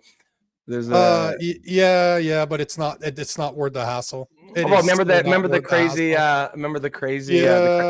hot thing No, you no, know, just, but the only problem with the crazy hot ratio is that they did not take into account liberal women, because this is far out. Like, this is too crazy. You know, there was a part that too crazy is too crazy. That the liberal women of today, they all fit into that box. From, I don't care how hot you are. If you tell me that you support liberal policies like over the past 10 years we've had in Canada, you're too crazy for my taste. I don't feel like getting stabbed when I'm sleeping. Sorry, not sorry. I was Yeah, seeing a no, girl no. a couple of years back, and to this day, like as recently as the girl I just broke up with, she had messaged her at the beginning of the relationship to warn her about me, and the main thing she said was, here's his Twitter account, go look at his Twitter account. Like, she's so fucked up that she thought that someone would see my Twitter account, which is basically me just saying that male rapists shouldn't be put in female prisons, and male athletes don't belong in female sports. And she actually thinks that people are gonna look at that and be like, oh no, I can't date this guy. Yeah, new dog. Rob out there says I can fix him. Yeah, I mean, I've given up on trying to fix him. I just in and out. In and Not out, even brother. worth it. No, Not I know. even worth it. I know. But no, I mean, I'm kind of mostly I'm talking about like in years past. I would say at this stage in my life, I'm not really as intrigued by that stuff as I used to be. But You know what's gonna happen is you're gonna end up with a more conservative woman. Oh, probably. Yeah. I mean, it would have to be someone at least at the far, like center left. Like, it wouldn't be anyone more liberal than I am, and I'm not that liberal. And we are seeing an evolution of your political views on this. So, well, yeah, yes and no. I mean, it's you don't see it. You're too close to the problem. The fact that I'm talking about politics 2 hours a day. I mean, it's certainly I certainly talk about politics a lot more than I ever have, and I find oftentimes just having the conversation, you often your views will evolve, as opposed to just going about your life and never thinking about it, right? Yep, so yeah, there's certainly part of that's going on, I think. There was a comment that I wanted to come on our side. We have come to this. Yeah, we've got cookies. Yeah. Yeah. See, you know, that's what happens, Sylvie. When somebody tries to over-explain something, you know exactly what that means. I feel you on that one, I'm fighting a kick. I'm fighting a kicking and screaming. Yeah. Joe, that's a good comment. He says, what's funny is one of the old standards of being liberal was judging people not for who they were, but for what they do. Or it's a good comment. And if you want to go back even further, like what's a famous that Martin Luther King, right, famously said, I dream of a world where we judge a man by the content of his character and not the color of his skin. And now, if to be a liberal means you essentially have to judge people by the color of their skin and not the content of the character. The character doesn't matter. What matters is the color of their skin, who they like to have sex with, their gender identity, and their ethnicity, their religion. That's it. Just superficial identities. That's all the left gives a shit about. Your character, irrelevant. Morality, irrelevant. None of that matters. Yeah, it's just one more example of the way the left has gone absolutely batshit crazy. New Dog says, man, I love these homies in chat. Such a great community who can discuss and laugh, even though we may disagree. It's a great comment, New Dog. And it's exactly what we've tried to create here. And at the end of the day, without you guys, it's just two bald fucks shooting the shit, talking about nonsense in our kitchen. So, we put the show together, but it's you guys that really make it the community. And so, that's a great comment, New Dog, because it's exactly what we've been trying to do. And on that note, I'll hand it over to you, and we're gonna want to move on to the next one. Yeah, man. The next one's gonna be a fast one. It's something. That's what she said. Yeah, well, I was thinking about your sexual performance. So, this is why you only date liberal women, because they just don't know any better. No, I mean, to be like, for the most part, I leave politics out of the dating, but most of the people I've had serious relationships have been skewed more conservative, for sure. The ones I've had flings with have been more liberal. Yeah. Somehow that does not surprise me. Well, they got the whole like, it's empowering to be super slutty. Like, yes, that's correct. It's empowering. Yes, correct. Yes, very empowering. And then here is something that I found interesting that was really. Oh, it cut you off again. I know.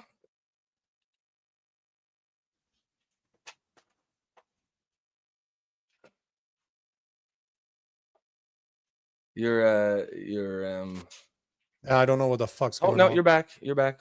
Yeah, but I'm gonna throw my fucking laptop in the fucking wall. Well, try not to do that. Yeah, no shit. Can you fix it like after the for after the I show? I don't know what it is. I think it's a bug in the software. Like StreamYard has been giving me problems recently, and you saw like over the past couple of weeks, there's always messages at the top. So it's because Tyrese made a good connection here. yeah. No, Okay. but that's my point. It's Oh, just I I see, think I it's a see. problem with the software. That's what I was saying. I think I need to take the time and look at another platform. I love this platform, but There is another recently one buggy. that's Yeah, but there's shit compared to here. I looked into one. I think it almost seemed like it was, sometimes companies will have like the same software, Yeah. but it's kind of seemed like that because it was quite similar to this one. But yeah, new dog. I'm a tech. That's what I've studied in, so I understand what you're saying, but that's not what it is.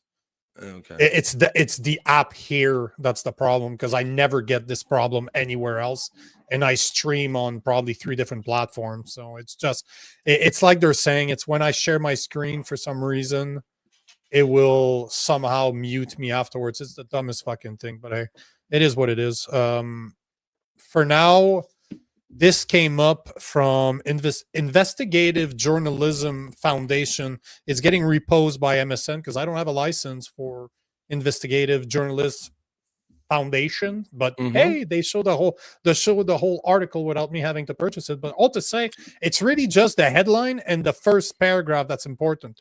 9 companies Carney had disclosed as investment in lobby in his office. So basically what he's saying is that since Carney's been prime minister, 9 of the companies that he has investments in have come to his office to lobby. Huh. Interesting. And and this is exactly why you don't do shit like this, because who knows? Maybe they came in just to say, "Hey, great job, Mark. Keep it up, slugger." I don't actually believe that, but maybe just for the sake of argument, let's say it is. But because we don't know, you're going to assume the worst, right? And again, we keep saying it. Perception becomes reality when it comes to corruption in politics. And I actually don't think this is innocent. It probably actually is corruption. But even if it isn't, it still looks like it. We're still going to assume that it is. And this is exactly why any smart politician takes this shit seriously, because he is absolutely destroying his credibility here. And he thinks he can just look inside of yourself, Rosemary, to 40 million Canadians. It's not going to work. Look inside yourself, Canada. Not going to fly, bro. And I agree with you 100%. So there wasn't a need to discuss it in more detail. All the rest we've already approached, like the 103 companies that he has investments in, and how a lot of them have to do with energy, prefabricated house, and climate and green energy. So it's not surprising that he's pushing the bullshit he's pushing. But all to say that it seems that it's been, at least it's being claimed that 9 companies that he has investments with have come to his office to lobby. Like, how is that not a conflict of interest 101 right there? And if you have an you should not be able to talk to them at all. I don't give a fuck that it's at the party somewhere. You shouldn't be. You shouldn't be talking to those people, because you're literally showing us that you do not care about conflict of interest, and that's a problem. That is a massive fucking problem. And this is why, smart politicians understand this. It's not just about looking bad. It's also about credibility. And there are going to be reasons why the Prime Minister of Canada is going to need to talk to these kind of companies. That's why you can't have any connections to them, right? Because they might have been there talking about something completely above board, and none of it matters, because we know that he's invested in these companies, and that's all we're going to talk about. That's all we're going to assume. And even if he's doing good things, hypothetically, just for the sake of argument, it's all going to go out the window, because all everyone's going to focus about is a potential corruption.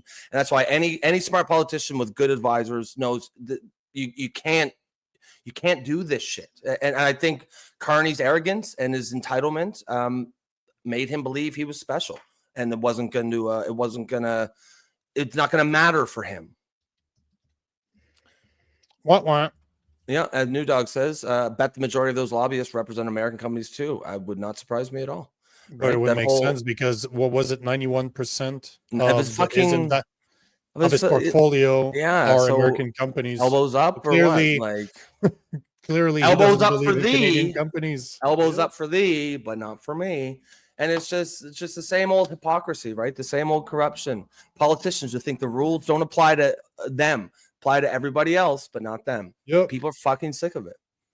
Yep, I completely agree. Joe's got it. Corruption. Yeah. At least have the decency to try to hide it, right? At least have the fucking common courtesy to try to hide your corruption.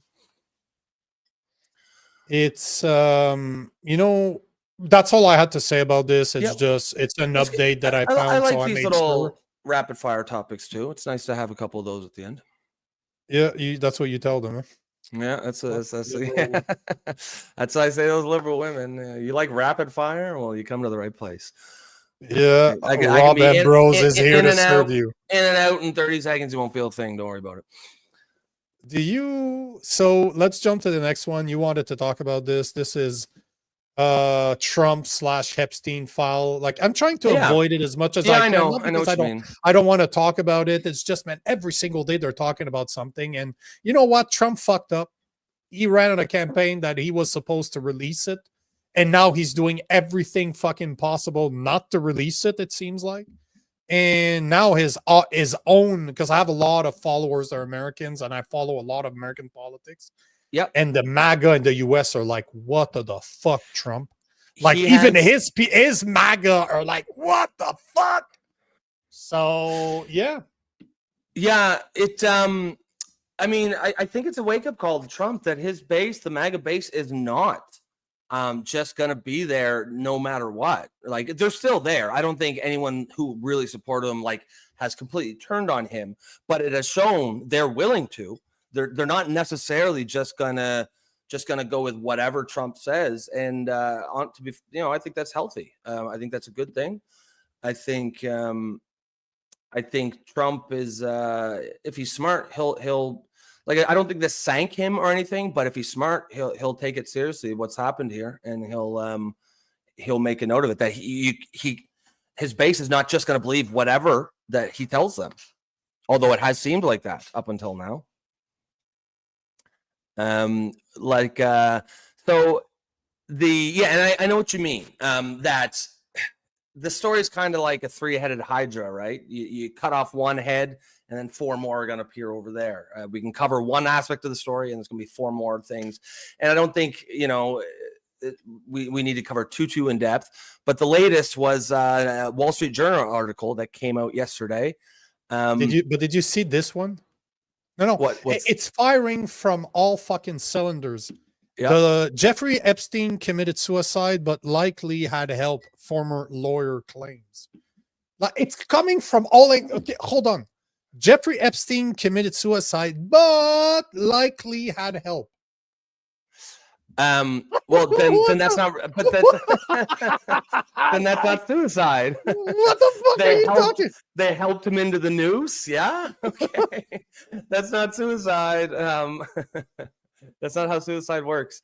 It's the dumbest fuck. Like, I cannot believe that they are trying. It's one of those non-partisan issue.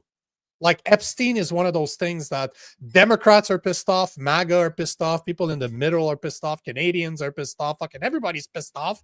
And they're like, hey, bro, we don't believe in any of this shit. He did not commit suicide. Give us a fucking potential list. Please, give us a fucking potential list. But I like that. He committed suicide, but likely had help. What the fuck does that mean? Explain to me what the fuck that means. So and I just want to show you guys this. This is from the Wall Street Journal yesterday, and this had Trump just losing his mind. But they claimed that what he did is there's a leaked letter that he sent to Jeff Epstein when on Epstein's birthday, I believe. And it's this most ridiculous note. I don't know if you guys can see it, but I'll read it to you. Supposedly, this is the note that he sent to Jeff Epstein. It's written in third person, so it almost reads like a play. Like this here says, Donald, yes, there is, but I won't tell you where it is. Jeffrey, nor will I, since I also know what it is. Donald, we have certain things in common, Jeffrey. Jeffrey, yes, we do, come to think of it. And I'm like, they're saying that Trump wrote this out and gave it to Jeff. I'm like he's like or hate Trump, like he's not gonna write that. I don't. Here, I'll keep reading. He goes, Donald, enigmas never age. Have you noticed that? As if Donald Trump talks like that. Come on. Jeffrey, as a matter of fact, it was clear to me the last time I saw you. And Donald, a pen pal is a wonderful thing. Happy birthday. And may every day be another wonderful secret. It's kind of it's stretching the bounds of credulity to think that Donald Trump wrote that out to Jeffrey Epstein. To me, it sounded like so ridiculous, and it just seemed like media TDS. Except the one thing that kind of made me think a little bit twice was this is the Wall Street Journal, Rupert Murdoch owned paper. It's obviously not. It's a fairly conservative media property, but it's still mainstream media, and I guess media just is just obsessed with Trump derangement system. Angry Canadian is saying not everybody can tie a noose, man. So he needed help. Yeah. That's guys, can you tie a noose for me? Yeah, sure. You're not gonna kill yourself with that, are you, Jeff? Oh no, not gonna do that. No, I never would. Do you mind passing that through the pipe over there and holding the other side of the rope? Okay, but what are you gonna do? What are you gonna do then, Jeff? Oh no, it's just nothing. Just hanging out. Okay, cool. Promise you're not gonna kill yourself? Yeah, I promise, man. Either way, the guards are sleeping. They don't care. Yeah, I want to see. I haven't listened to this video yet, but supposedly that Trump is asked by a reporter if he knew, because he just asked Pam Bundy to release the potential client file. I call it the potential because they call it the client list. Yeah, so that's the latest, I call it right? the potential. Yes. Yeah, okay. But I call it the potential because it is what it is, right? There's investigation in there. Is it a full detailed list? It's not like they found a black book somewhere, so I can't call it a client list. So I call it a potential. But here is Trump trying to answer the question if he knew that his name was on the list when he asked Pam Bundy to release it. Okay. The Attorney General briefed you on the DOJ and FBI review, the findings of that review. The Attorney General briefed you on that. What? On the DOJ and FBI on what? review. On what subject?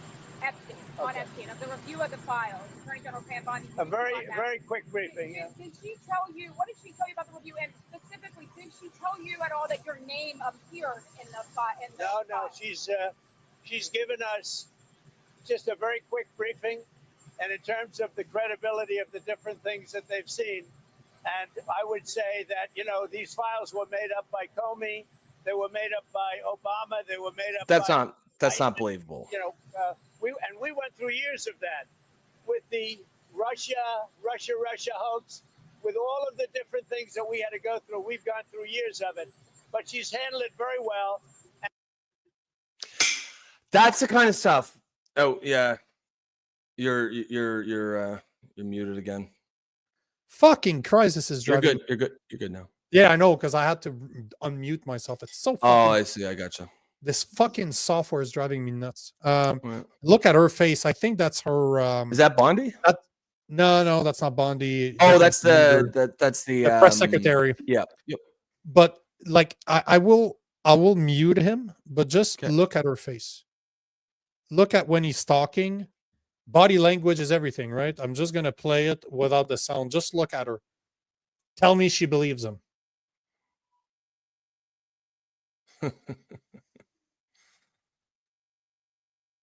Yeah. It's he's definitely lying about something. Like when he says stuff like Comey created it, Obama created it, no, like that's just not. I believe like that's the stuff that makes you think, okay, there might be something there. But that Wall Street Journal story, like that's ridiculous. And I don't like Trump. I'm not a big fan of his or anything. But to a lot of, I think, he's got some and there are some things I think that he's done well for sure. But I by no means am I like any type of Trump like super fan or anything like that. But to think that he wrote that nonsense story, that little play between him and Jeff Epstein, I don't. That's ridiculous to think that he did. And you see the meme there? Because this is exactly how I see it. Things I will never see in my lifetime: a dragon, a T-Rex, a unicorn, and the Epstein Maxwell client. Yeah, it's not. It's probably not wrong, and I think probably because it doesn't exist in the way that people think that it does. Like I think the Epstein files is probably a better. It's just what exists is just files that has all the evidence that they've gathered. Like, is there going to be a list saying? I think a lot of people in MAGA think it's going to be just a list that they can go down, and they're imagining they're going to be mostly Democrats, and don't get me wrong, there's going to be a ton of Democrats, but there's going to be a ton of just rich people in general. There's going to be Republicans, there's going to be Democrats, but it's not a list like that. There are going to be names spread throughout the files, no doubt. But the other thing, too, is a lot of people are probably going to be in there that aren't necessarily connected to the pedophilia thing. He was a billionaire. He's going to have interactions with other, powerful people. Have you ever seen that painting? That's a painting? No, I have not. That is a painting that was found at on Epstein's Island. It is Bill Clinton in a dress. It really was? And but that's not, just to show pretty much what you're saying. So obviously Bill Clinton was on the flight log to have been on the Lolita Express many times. But here's another one that a lot of people have never seen before. But this is also something that Epstein had. Tony Blair? And no, it's Bush. George W. And George W. And if you can see at the bottom, I'm going to try to see if I can find one. Okay. There are two Jenga towers broken on the ground, and he's holding. Oh, he's got a paper airplane. I want that painting, to be honest. That'd be pretty cool to have. But the two paintings that I just saw, that was released back in 2019 or 2020. Well, and that Bill Clinton one, that's also, I'm pretty sure that's the dress he's wearing is the one that Monica Lewinsky saved. That it got Bill caught because he blew his load on one of her dresses and she saved it. And then later they did a DNA test of the dress, and that's how he got caught. But the point is that Epstein had both those paintings of two American presidents. Humiliation ritual. Oh, look at Rob. Yeah. Look at Rob with the proper terminology. I dabble in conspiracy theories. Hey. But yes, I 100% believe that it's not only that, but it's because they've done some shit that he's recorded. Probably. Oh yeah. I mean, I like his whole business model is blackmail. That's his thing. And and given what his actual job was and his extracurricular activities, I'm sure he had all kinds of good stuff. But before you take this comment, there are some people that are saying, I've been seeing this over the past few weeks, where people are saying that the whole Epstein thing was a CIA operation, that they're the ones that put the whole ring of children together, and they use Epstein as a front man to get information on all of them. So what he's saying right now, I've been seeing this over the past few weeks, and if you read on the history of the CIA and the type of shit that they do, it wouldn't be a hard sell for me to believe it. I don't know that it's true, but I don't know that it's not true. And it wouldn't be hard to convince me. I wouldn't be surprised. Let me say that way. I wouldn't be surprised to hear that it is actually accurate, because the CIA has done some really fucked up shit in the past. Oh yeah, absolutely. Did you know that shit? What's the name of the operation? I'm talking about this because I'm in Montreal, but MK Ultra, thank you. MK Ultra had a chapter here in Montreal at one of the medical universities right here, and they drugged the residents of Montreal with LSD. They dropped LSD in their water without telling them to see how they would react. So when you start looking at what they've done to people, that would not surprise me in the slightest. That the Wise Guys is absolutely accurate on that one. Wouldn't surprise me at all. It's one of those things where, I mean, the CIA gets blamed with it for almost everything, and certainly they're not responsible for every single thing they get blamed for, but undoubtedly they are. Like, undoubtedly they some of those are correct. The hard thing is which ones are they actually involved with, and which ones are they. It's very easy to blame them, but yeah, if you know their history, some of the things that they've done, you know that they're definitely, you know, balls deep in some of this shit.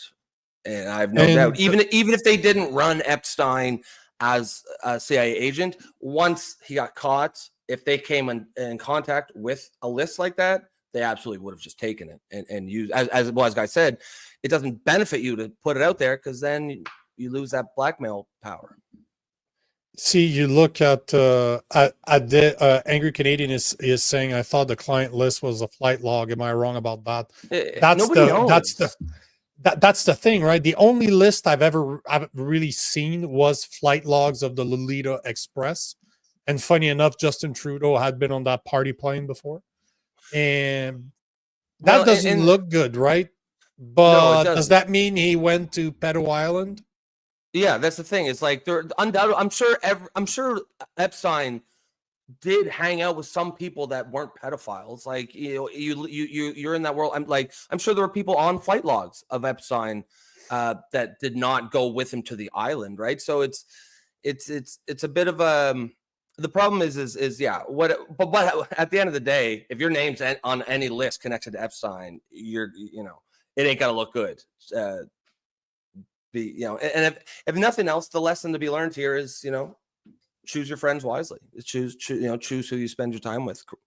But you said something the other day that was the worst, the best case scenario is somebody like Trump, for example, knew but didn't care. Yeah, I think that's probably the most likely. I think that's probably the most likely. I don't know. I don't have an opinion on it, except that it doesn't look good what he's doing, fighting tooth and nail to not release it, calling his own people stupid for believing in a hoax. I'm like, hey, brother, you're not playing the right card right now. This is not how you keep people voting for you, or at least supporting you. You can't insult your supporters, and that's just but it's bipartisan. Rule. Yeah, I don't know. I don't think I've ever met someone that does not believe that there's something going on with Epstein. Like, you will have a list of what it could be. I am at the far end of one side, but a lot of people, I don't know of one person that does not think that something's fishy. Yeah, I agree. Believes the government narrative that he did commit suicide, that it's the complete coincidence that the two cameras stopped working, the guards were somehow sleeping, and there's no list. There's no potential client list either. It was all a hoax. Sure. Okay. Yeah, I mean, cool. that seems unlikely. That it's just a guy acting on his own, you know, not involving many rich and powerful people, and then it just happened to kill himself. I don't think, at the same time, like you said, the cameras, the guards, all that, I don't think that's likely. Problem is, we don't know, like, we have nothing to go on. It's just it's such a mess. It's so muddled, and of course that's unintentional, right? The powerful people want it to be muddled. They don't want you to be able to. I mean, I think Joe said something the other day about propaganda. Propaganda is not really designed to convince you of anything. It's designed to just flood the zone, just fill it with so much shit that you don't know what to believe. Just check on, if you guys have time, go on X and just look. This was trending this morning. # Trump pedophiles. And it's just... It just goes on and on and on and on and on of all potential, like this, for example. Like, clearly you can tell, like, a picture like that is so AI. But the point is that... Is it? Well, yeah, you can kind of tell. It's just Maybe, it's, yeah. it's not a great And now, picture. like, there are pictures of him with Epstein. I mean, that's Oh yeah, but now he's looking like he's kissing a little girl, and yeah. that I picture think of that's his, Epstein is a completely different picture. no, I think that's his real picture. I'm pretty sure that's Ivanka as a kid, right? That's his daughter. That's supposedly there's some weird shit going on there. Yeah, that's a whole other thing.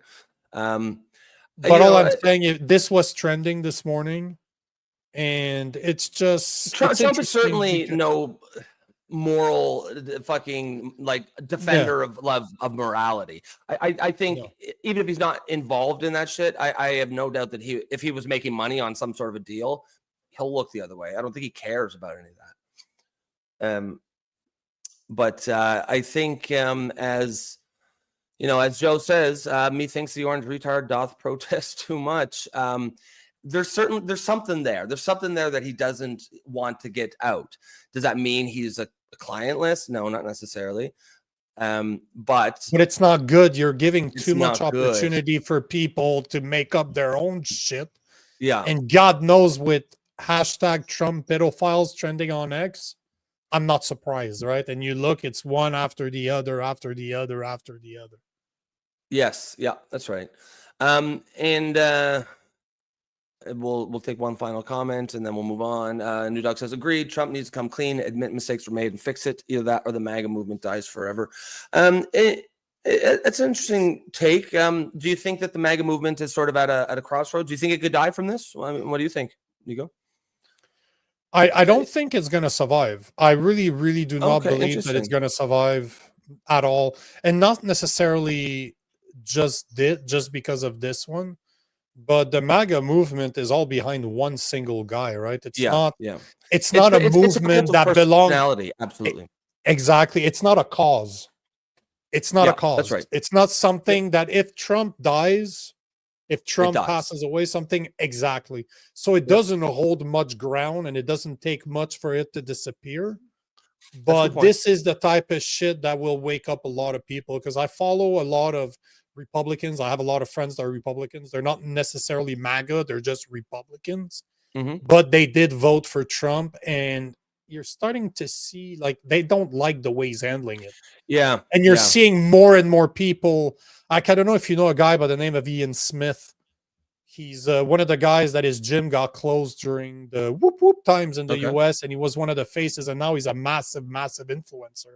But that dude is very similar to me when it comes to, he does not follow political lines at all. He will call out who needs to be called out, and he will give credit to who deserves credit. But he's been very hard on Trump, but he's been like that from the get-go. He was like that 5 years ago. But all to say that you're starting to see more and more people that were MAGA start talking against Trump, as in, the way you're handling this is not okay. You calling people names is not the way you're going to get out of this. And, you know, when you're fighting against something tooth and nails, but you don't want to say why, you're not giving us any answer, and you're pretty much trying to get rid of it. It's too obvious that whatever your role was, it ain't good. It's not going to make you look good if it comes out. So as New Dog says, you might as well fucking face it, because all those assumptions and conspiracies that are being built in the back are going to be more dangerous, unless he was on that island doing the type of shit that he should be brought behind a barn, right? Yeah. He I think he definitely kind of drank his own Kool-Aid a little bit. I think he got bought a little bit too much into his own invincibility, certainly with his own base. I think he thought they were just going to fall no matter what. I think he was surprised and taken aback by it, but by the blowback. But I mean, Sylvie did. I'm looking at this here. Sylvie says he literally said he doesn't want their support anymore. Did he say that? Oh yeah, 100%. He's actually that's that. I don't think that's smart for him.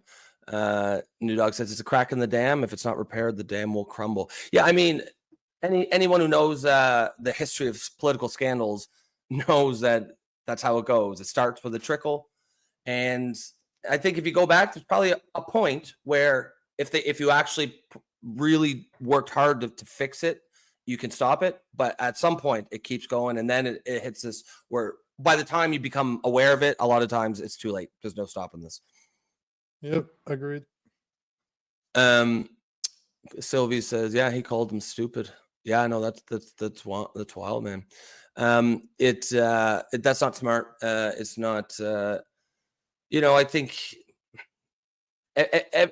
any leader, political leader, there's only so much that your followers are going to take, and I don't get the feeling like he lost them yet, but I mean, it feels like he's very close to it. I think he needs to be careful here. It's just he's starting to expose something I've never seen before. Like, I don't think he's ever gone after his own base directly. No, yeah, that's new. Yeah, and that's not good. No, definitely not. And then, of course, there's the whole, there's the issue of just how he's handling it. But then there's actually what's actually in there. I mean, if it comes out, he actually was involved. Because I think, Epstein is really at the foundation of the whole MAGA movement. I think it's just a guy who trafficked kids, but like he's become so much more, right? It's become almost symbolic in the minds of, I think, many MAGA people. And if it turns out Trump was actually involved, I think that's going to be devastating for him, certainly politically. Yeah. I feel like even our conversation here is kind of like an example of why, it's probably best to like tread lightly on the Epstein topic, just because it's so easy to get dragged down into the rabbit hole. And you find yourself no further ahead than you were when you started. It's a classic sort of conspiracy, or at least the conspiracy theory. All I'm saying is it's not going to play out well for anybody involved. No, I agree. What do you think? So we got 10 minutes left. Do we have a final story we can close on? Yeah. There's something. Well, technically, I wanted to bring this up because you and I were actually talking about it yesterday, and I saw this article this morning. I'm like, well, that is a very interesting, because I think you and I are both going to agree on this. But this is about. Hold on. Let me change my browser here. Where did I put it? Oops, I thought I had it. Hold on. Let me bring that up. It is about, I wanted to give a little Alberta update, but we went down the Epstein rabbit hole, which ate a bunch of our time. But it's okay. That's kind of what we do. So right here, there's a story that came out yesterday about supply management, because that's how Canadians call our cartels in Canada, right? And there's Daniel Smith said yesterday that she is thinking about pulling Alberta out of the supply management. Okay. So, and in more detail, it's National Post. If you just get the link on that and then go to it's okay. I can find it. She's not the only reason. They're not the only one that thought about it. Plus, MSN's very good at posting other people's shit without their permission. So there you go. So part of supply management. Okay. Yeah, there was a part right here. So they call it supply management, but we all know what this means. Oh, that's the milk cartel, right? Exactly. So Canada's dairy and poultry supply management regime could face a major challenge from within, with Alberta's Premier Daniel Smith saying she could consider the province exiting the quota system. Because she was in Red Deer, Alberta, and she found the idea of the province opting out of the supply management intriguing. Because I don't know if you saw this, but she is doing a tour right now. Like, they're doing a bunch of town halls. Mm-hmm. And she's taught how crazy of an idea that you would have a leader that is actually going out there and talking to the people that voted for her. But that's exactly what she's doing. And I've seen a few videos, and I gotta say, man, she is doing a good job. Because one of the videos I should have, hopefully we have time next week, we can talk about it. But she was taking hard questions. Like, she was in Red Deer, which is easier for her, obviously. Okay. Yeah. But then she was, if I'm not mistaken, she was either in Edmonton or Calgary, and she was taking hard questions from people, and she's just, as Daniel Smith about like sovereignty. about everything that she's trying to accomplish and how she was wrong, but yet Okay. she's able to handle those questions because she really put a panel together of experts that can answer people's questions, right? And as we know on the show, we face that all the time. There's some people that show up with really bad comments that completely disagree with us, that are there to basically voice their opinion, and they expect us to have an answer for them. And that's exactly what she's doing. And I got love her, hate her, don't care about her. You got to respect her. Yeah, no, absolutely. I mean, and honestly, one of the things I look for most in a political leader is, do they surround themselves with smart people, good advisors, and do they listen to them? Because nobody knows everything, right? And she seems to. I have all the respect in the world for her as a leader. It's really interesting. She's talking about getting out of supply management, which is a hell of a euphemism for the milk cartel. But I wonder what the angle is on that end. Oh, you know what it seems like? It seems like she's slowly cutting all national ties. Because remember, we did the story about now Alberta's developing their own police force to basically cut ties with the RCMP. Now you've got this. And then, I'm sure she'll do something else and then something else. And then maybe perhaps by the time it comes time to vote for on the sovereignty question, it's maybe she's thinking, well, look, we've already cut so many ties. It's going to be easier. And she's probably, again, I don't believe she's a supporter of Alberta separation, but I think she's a supporter of Alberta very much so. And she wants to make sure that Alberta's in the best position to weather whatever comes their way. So yeah, excellent leader. She seems to be, yeah, Therese is completely right. And Smith can put a sentence together without hums and hums a la Carney. You're absolutely right. And Sylvia is saying, you know what? Let me bring that up because I think we have a few minutes. Because we'll end with that. Because I didn't have that much to say about Alberta. The only reason I brought it up is I found that interesting because we were just talking about how the milk cartel is fucking bullshit. And now the day after, she comes up and she's like, yeah, I think that we should consider getting out of it. God, that we need to be. I think we need to start a business for political. What's the? There's a term for it. Political advisors. Yeah, that's what I think. That's what. Yeah, basically everything we talk about on the show. Fucking advisors. People hire us to tell them what they should do, like politically wise. Yeah, if I could we'll do it for free. We'll just tell you what to do. Just watch the show, basically. Poli Orphans. Here you go, Sylvie. Yes, you'll get recognition for this because that's another article that Sylvie sent me. Yeah, this is wild. Hockey Canada demanding coaches take radical gender tests. It's again. Oh man, it's again one of those. I just need to go on MSN. It'll be there. It's funny, because it lets you see it the first time, and then as soon as it's out, it's like it recognizes that you've seen it before through the cookies, and they're like, no. Oh yeah. What's on that one? Hockey Canada. You got it. There's no way.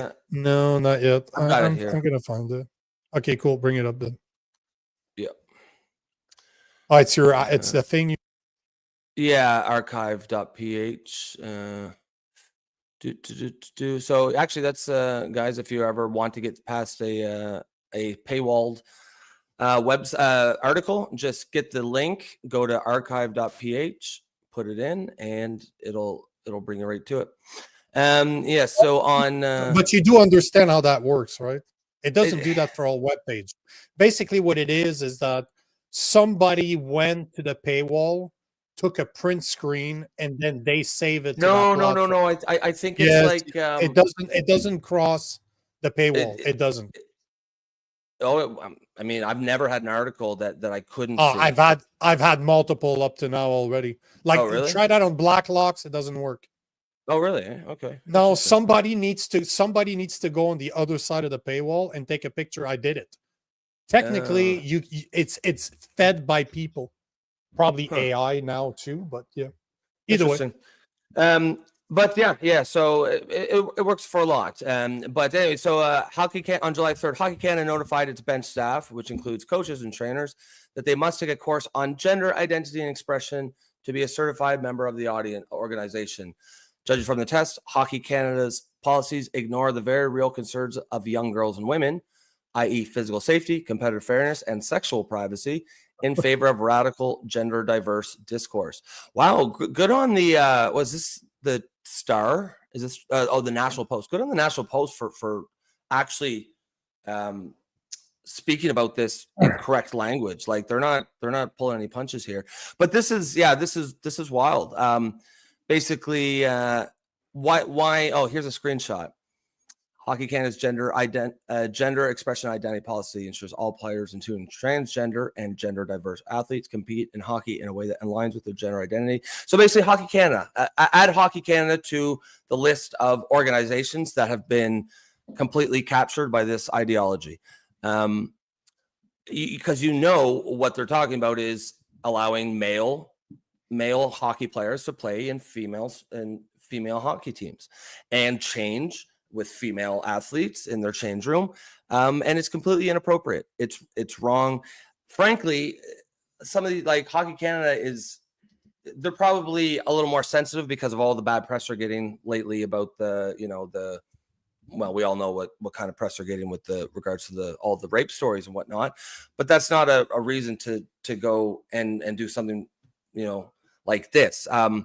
I think most people sense that the tide is starting to turn. There's a pushback starting to come back, and Hockey Canada is completely going in the wrong direction. Boys should not be playing female hockey, not just because it's dangerous, but because girls and women deserve, their own sports free from men. They deserve to be able to change in their locker room without having a penis in their face. And good on the National Post for covering this story properly, but fucking not good on Hockey Canada for so now you can't coach a hockey team unless you agree and take all the training that men can become women and male athletes belong in female sports. So excellent article. Thank you for that, Sylvie. But what sucks is that Hockey Canada is basically the number one nonprofit organization for hockey in Canada. Yep. And they are a nonprofit. They're a nonprofit that take money from the government. And it's one of those situations where we need, in the US, people now are not getting money if you support this shit. You're not getting government money if you support this shit. In Canada, it's the complete opposite. If you want government money, you need to support this shit. Man, I'm gonna just we're gonna end on this, but I want to read this example. So sure. 20 minutes later. Yeah. 20 minutes. Okay, I swear we'll end on this. No, this is a screenshot from the actual training that these coaches are doing. So it's a hypothetical scenario. It says an athlete on my team is a transgender girl and wants to dress in the room that aligns with their gender identity. So that's a gobbledygook way of saying a dude that wants to be in women's bathroom. A lot of boys want to be in women's change rooms. That's not wild. I've heard concerns from individuals around the team that there will be a boy in the girls' dressing room and the girls will be quote unquote unsafe. How do I address this? Holy fuck, man. I'm going to read what Hockey Canada says that he should do. But just before I do, think of all the parents whose girls are in that locker room. Nope. They're completely delegitimizing those concerns. It is not hate. It's not about bigotry to say I don't want a male changing with my fucking daughter in the change room. So Hockey Canada says, Hockey Canada mandates that every participant has the right to use the dressing room that is most congruent with their gender identity. In other words, you get to pick your change room. If you're a boy and you want to be in the girls, you get to be in the girls. Hockey Canada gender expression identity policy and by provincial human rights legislation has a duty to accommodate protected grounds. Well, they always talk about the protected rights of the boys. They never talk about the protected rights of the girls. It's interesting how that works. Nope. And look at this part. So it says, furthermore, this example perpetuates the myth that trans girls, women are actually boys, and men who transition to gain access to girls and women's only spaces do so for their own gratification. This is absolute fucking nonsense. This shows how deeply captured this organization is.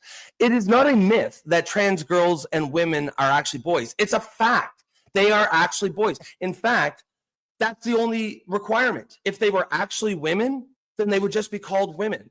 That when you call someone a trans woman, they need to be a male for that to even make sense. So for them to say it's a myth is just absolute fucking bizarro world. It's like we're in upside down worlds here.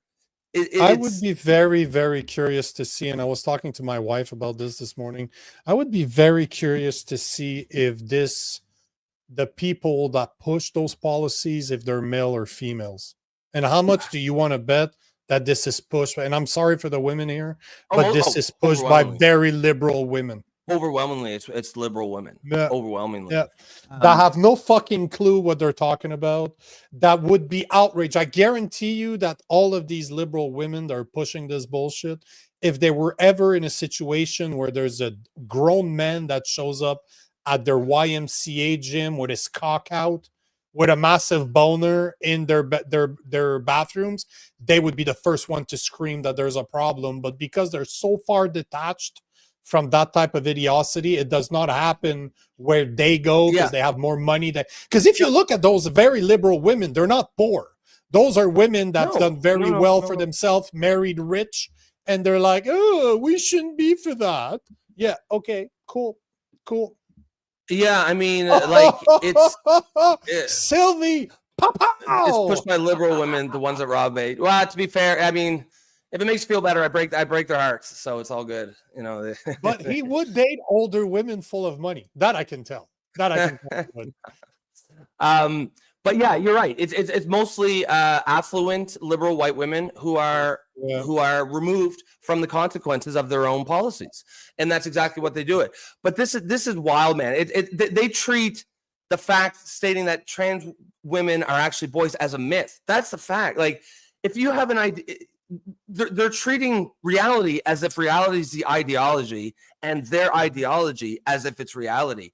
It is it's insane. And Hockey Canada, man, they're going to have, when the tide does fully turn, they're going to have a lot to answer. Because you could maybe say like, oh, a couple years ago, these organizations just didn't know. They weren't aware of. All the information's out there, man. Yeah, I mean, and I wouldn't even accept that either. But let's just say, for the sake of argument, did. But today, here in 2025, you've heard the arguments. There's no reason for an organization to do this unless they are just completely captured from top to bottom. And it's, again, you know, one thing we're going to do on the show is we're going to keep calling out this shit when we see it, and hopefully hold these fucking morons to account. With that, we will end on what are we?